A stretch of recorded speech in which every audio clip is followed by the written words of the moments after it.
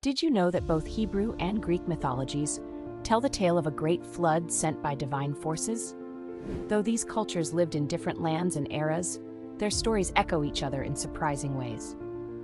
Imagine Noah, a man of quiet strength, standing beneath a darkened sky, hammering the final plank into his colossal ark, his brow furrowed with worry. His robes, damp with the mist of an approaching storm, cling to his skin as he turns to his family and the animals gathered around. "The time has come," he whispers, his voice thick with emotion as thunder rumbles in the distance. Meanwhile, in the Greek myth, Deucalion, with his weathered hands, grips the wooden chest as the winds howl around him. He and his wife, Pyrrha, exchange a glance of silent understanding as the waves rise, crashing against their only refuge. In both stories, the world is submerged, the wrath of the gods sweeping away the sins of mankind. But it's not just destruction. As the waters recede, a new beginning emerges from the ruins, a promise of hope and rebirth, as Noah sends forth a dove and Deucalion sets foot on Mount Parnassus. These tales, though told through different voices, remind us that even in the darkest of storms, there is always the possibility of new life. As God gazed upon the earth, his heart grew heavy, for wickedness had spread like a dark shadow over all creation. His voice, deep and sorrowful, echoed across the heavens. "The earth is filled with violence, and mankind has turned away from all that is good." His words rumbled like distant thunder, filled with the weight of divine grief. The decision was made. He would cleanse the world with a great flood and start anew. Amid the growing darkness, there was one light: Noah, a man of humble strength, with weathered hands and eyes that reflected both wisdom and kindness. Noah alone had remained righteous. "Build an ark," God commanded, his voice now like the crash of a mighty wave.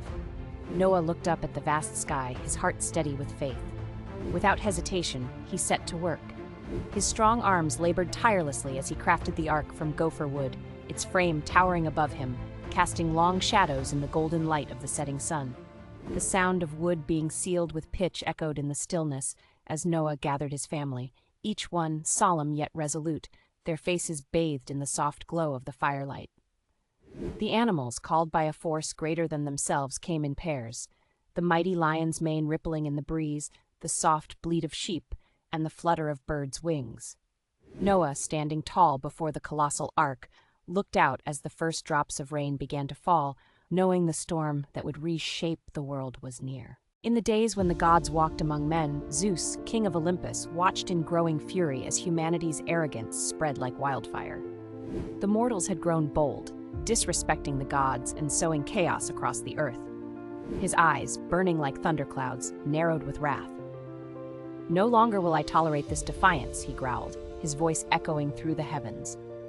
Turning to his brother Poseidon, whose sea-blue eyes gleamed with the power of the ocean, Zeus declared, "Let us drown this wickedness in the waters of the deep." Poseidon, tall and mighty, his trident gleaming under the stormy skies, gave a solemn nod. "As you will, brother," he replied, raising his hand. With a sweep of his trident, the oceans roared to life, dark waves rising high, ready to engulf the earth. But in the shadows, Prometheus, the titan who loved mankind, could not stand idle. His face lined with worry, he whispered to his son, Deucalion, "The flood is coming, my son. Build a giant chest, sturdy and strong, for it is the only way to survive." Deucalion, his brow furrowed with determination, and his wife Pyrrha worked swiftly, their hands trembling as the sky darkened. The winds howled as they built the giant chest, its wooden sides creaking under the pressure of the gathering storm.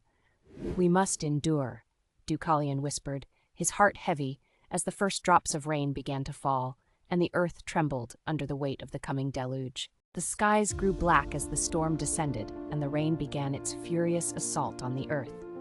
In the Hebrew tale, the downpour lasted 40 days and 40 nights, while in the Greek myth, it raged for 9 days without pause. Both lands were swallowed by water, the seas rising with a fury that mirrored the gods' anger. The wind howled like a wild beast, and the ocean churned beneath its force. Noah's ark groaned as it rocked on the massive waves, a lone vessel battling against the chaos. Inside, the air was thick with the scent of damp wood and animals. Lions and lambs huddled side by side in their fear, their eyes wide with uncertainty. Noah, his brow furrowed with concern, knelt with his family in the dim light of flickering oil lamps, their whispers of prayer barely audible over the storm's roar. His hands trembled, not from the cold, but from the weight of responsibility, as the rain pounded relentlessly on the ark's roof. Meanwhile, in the Greek tale, Deucalion and Pyrrha clung to each other within the giant wooden chest, their only shelter from the raging world outside.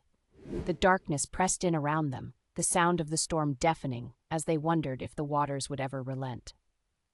"Hold fast," Deucalion murmured, his voice steady despite the fear in his eyes. Pyrrha grasped his hand, her grip firm. Outside, the ocean roared in fury, vast and endless with no shore in sight.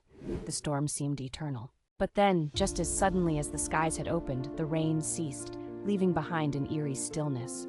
In both stories, the waters slowly began to recede, revealing the devastation below. Noah, his face lined with exhaustion but filled with hope, stood at the edge of the ark, the vast expanse of water stretching out like a dark mirror. His weathered hands gently cradled the dove, its soft feathers a comforting presence in the cold, damp air. "Go, my friend," Noah whispered, his voice a quiet plea. "Find us a sign of hope." The bird fluttered away into the horizon, disappearing into the gray mist. Days passed, and at last the dove returned. In its beak was an olive branch, fresh and green. Life had found a way.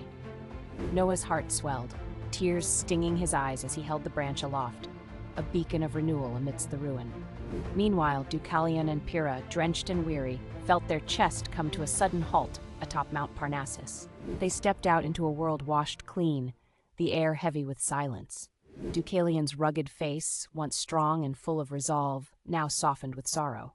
"We are the last," he murmured, his voice breaking in the stillness. Pyrrha, her eyes wide and filled with the weight of survival, took his hand. "But we are alive," she whispered, her fingers trembling in his. Together, they gazed out over the desolate, empty land, ready to face whatever came next. In both myths, survival was only the beginning. Rebirth followed in the wake of destruction. After the floodwaters had receded, Noah stood on the deck of the ark, his weathered face turned toward the heavens. The sky, once dark and menacing, now opened up to reveal a radiant rainbow, each color glowing with divine light. It stretched across the sky, vivid and full of life. "This is my covenant," God declared, his voice gentle yet firm. "Never again will I flood the earth." Noah, his heart heavy with gratitude and awe, gazed at the promise, a bridge of hope between man and the heavens. In distant Greece, Deucalion and Pyrrha stood amidst the desolation left by the flood, their clothes tattered and their eyes weary, yet filled with determination. They turned to the gods, seeking wisdom. "Cast the bones of your mother behind you," came the cryptic answer from the oracle. Pyrrha furrowed her brow, confused. "What could this mean?" she whispered. Then realization dawned. Mother Earth was their mother. With reverence, they picked up stones, symbols of the earth, and cast them behind. As the stones hit the ground, they transformed into living, breathing people, the birth of a new human race. Though both tales speak of divine punishment and survival, the reasons behind the floods reveal the very soul of the cultures that birthed them. In the Hebrew story, the world lay in ruin, corrupted by human sin. God, in his infinite wisdom, looked down upon the chaos. His voice, deep and sorrowful, echoed across the heavens, "I must cleanse this world." The skies darkened, clouds swirling like bruises, and the rain fell, a relentless judgment. Yet in his mercy, he made a covenant with Noah. "You shall build an ark, and through you, life will be saved." God's voice softened with hope, a rainbow soon to follow the storm, a promise of redemption. In contrast, the Greek gods gazed upon the earth with a different fire. Zeus, his brow furrowed with disdain, thundered, "These mortals have grown too bold, too proud." His frustration crackled like lightning in the sky. Beside him, Poseidon stirred the seas with a single wave of his trident, flooding the land in a surge of divine wrath. This was no cleansing of sin, it was punishment for arrogance. And yet from the storm's fury, Deucalion and his wife Pyrrha emerged, drenched but alive. "We are the last," Deucalion whispered, their survival a flicker of hope in the desolate world, a reminder that even in wrath, the gods left room for humanity's endurance. Both Noah and Deucalion's stories serve as timeless reminders that even in the wake of immense devastation, hope can rise from the depths.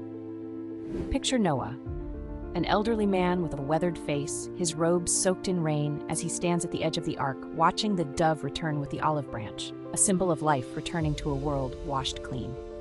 His family, weary yet filled with quiet faith, gathers around, their faces reflecting both fear and a flicker of hope. The air, heavy with the scent of wet earth and salt water, begins to calm as the sun breaks through the clouds, casting a golden light over the receding waters. In another time, Deucalion, with his strong frame and somber eyes, steps from the chest he built with his own hands. The mountain air is sharp and cold as he and his wife Pyrrha stand on the desolate peak of Mount Parnassus. "We are the last," he murmurs, gazing out over the vast, empty world below. Pyrrha grasps his hand, her expression mirroring both sorrow and determination. These scenes, though centuries apart, echo with the same truth. Divine forces may cleanse, but it is human resilience that rebuilds.